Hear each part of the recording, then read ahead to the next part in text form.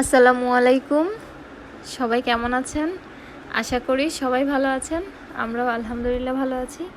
তো আজকে আরও একটি নতুন ব্লগ নিয়ে আসলাম আপনাদের জন্য। আশা করি আমার আজকের ব্লগ আপনাদের কাছে ভালো লাগবে। এই তো দেখতেই পাচ্ছেন রান্না করতেছি। আজকে হচ্ছে যে বাসায় আমার খালাতো ভাই বোন, মামা মামি, মামাতো ভাই বোন ওরা আসবে, তো সেজন্য রান্না করতেছি। তো আমার তো হলো যে আমাকে কেউ যে ভিডিও করাতে হেল্প করে না, আমার নিজেরটা নিজেরই করতে হয়। আর যেহেতু আমি এখন একটু ব্লগিং পেজ আছে আমার বা ইউটিউব চ্যানেল আছে, দিতে হয়, তো আমি চেষ্টা করি টুকটাক করার জন্য। আসলে সবসময় ভিডিও দেওয়া হয় না পেজে, ব্লগিং চ্যানেলে, ইউটিউব চ্যানেলে, তো সেজন্য ভাবলাম একটু ভিডিও করে নেই, ব্লগটা বানাবো। তো এই তো এখানে আমি রোস্ট রান্না করছিলাম, তার কিছু ভিডিও ক্লিপ নিলাম। তার মধ্যে এখানে গরুর মাংসটা রান্না হয়ে গেছে, ডিম ভাজিটাও করে ফেলেছি, আর এখানে হচ্ছে মুগ ডাল দিয়ে মুরগির ঘিলা কলিজা ওগুলো রান্না করেছি। তারপর হচ্ছে এখানে মিক্সড সবজি ভাজি করছি, সাথে চিংড়ি মাছ দিয়ে ভাজি করলাম। এখানে হচ্ছে সাদা ভাত করলাম, আর এইদিকে হচ্ছে যে পোলাও রান্নার জন্য বসাই দিলাম।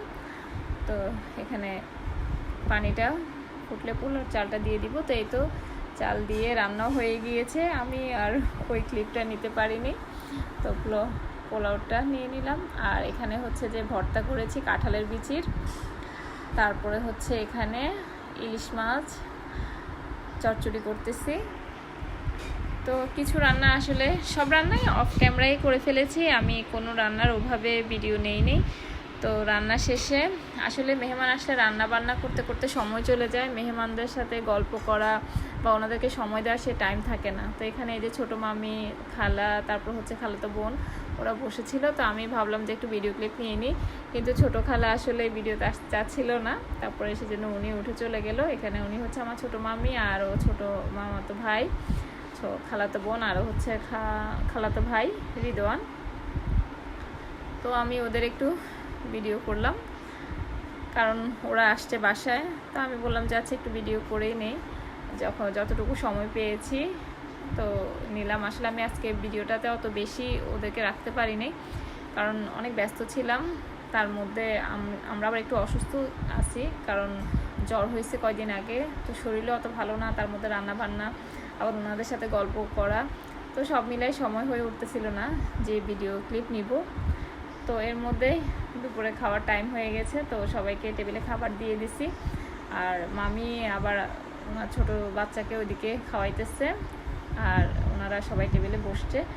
তো আমি একটু ভাবলাম যে ওনাদের একটু খাবারের ভিডিও ক্লিপ নিয়ে নিই। তো আমাদের মারজাহান একটু কনফিউজড, ও ভাবতেছে যে আমি খালাম্মার ভিডিও নিয়ে নিচ্ছি কিনা, কারণ খালাম্মা তো ভিডিওতে আসতে চাচ্ছিল না।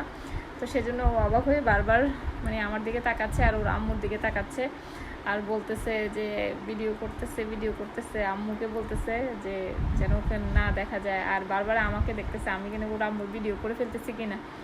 তাই আমি বলতেছি যে না, আমি করতেছি না, ওইভাবেই ভিডিও করতেছি যেন খালাম্মাকে না আসে। তো এরই মধ্যে আবার খাওয়া দাওয়া হলো, গল্প হলো, সব কিছু হলো। তো এখন আবার ওনাদেরকে সন্ধ্যার নাস্তা দিব, তো সব কিছু আমি রেডি করতেছিলাম। তো এখানে ফল এগুলা রেডি করে দিলাম, আর সাথে আমি ছোলা বুট ভাজি করতেছিলাম, তার আবার চা বানাচ্ছিলাম, তারপরে হচ্ছে যে একটু নাগেটস ভেজে দিলাম। তো ওগুলো আসলে যে ভিডিও করে এগুলো রেডি করব, ওই সময়টা হচ্ছে যতটুকু পেরেছি আমি ততটুকু একটু ভিডিও ক্লিপ নিয়েছি।